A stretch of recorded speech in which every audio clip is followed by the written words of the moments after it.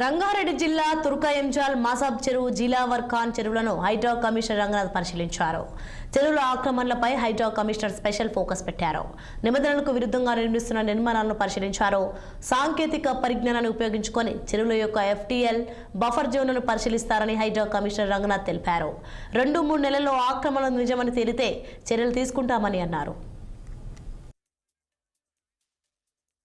మేము హైడ్రా బృందంలో కూడా విజిట్ చేయడం జరిగింది. ఇక్కడ స్థానిక అధికారులు కూడా వారు కూడా మాతోటి ఈ ఫీల్డ్ విజిట్ లో వారందరూ కూడా పాల్పంచుకున్నారు.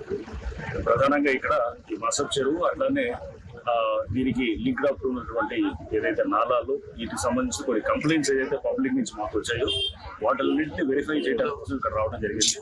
సో అన్నింటినీ కూడా మేము అంటే ఈ చెరువు యొక్క విస్తీర్ణత పెరిగిందని లేకపోతే కొన్ని నాలాలు యాక్చువల్గా అది డైవర్ట్ చేశారని అంటే కెనాల్ని తీసుకొచ్చి ఇరిగేషన్ కెనాల్ తెచ్చి మామూలుగా సర్ప్లస్ నాలాలో కలిపారని ఇట్లా పలు కంప్లైంట్స్ అన్నిటి కూడా మేము ఈరోజు చూడటం జరిగింది. దీని మీద మేమంతా కూడా పూర్తిగా అధ్యయనం చేసి ఈ FTL దాని విస్తీర్ణత అది ఆల్రెడీ ఫైనల్గా నోటిఫై అయిన దాని మీద కూడా చాలా మంది అబ్జెక్షన్స్ రేజ్ చేశారు. అన్నింటినీ పూర్తి సాంకేతిక పరిజ్ఞానాన్ని మా దగ్గర ఉన్నటువంటి పాత మ్యాప్లు శాటిలైట్ డేటాని మ్యాథమెట్రిక్ studies survey of India topo sheets ఇవన్నిటితో పాటు దీంట్లో నిష్ణాతులైనటువంటి ఇంజనీర్స్ ఫ్రమ్ IITs నుంచి కానీ లేదా బిట్స్పిల్ అని ఇట్లా JNTU నుంచి కానీ వాళ్ళని కూడా ఇన్వాల్వ్ చేసి మేము ఇవన్నీ చాలా చోట్ల ఇట్లాంటి కంప్లైంట్స్ వస్తున్నాయి. అమీన్పూర్ చెరువులు వచ్చింది, నల్లగండ్ల చెరువులు వచ్చింది, ఇక్కడ కూడా వస్తున్నది. ఇవన్నీ తప్పకుండా స్టడీ చేసి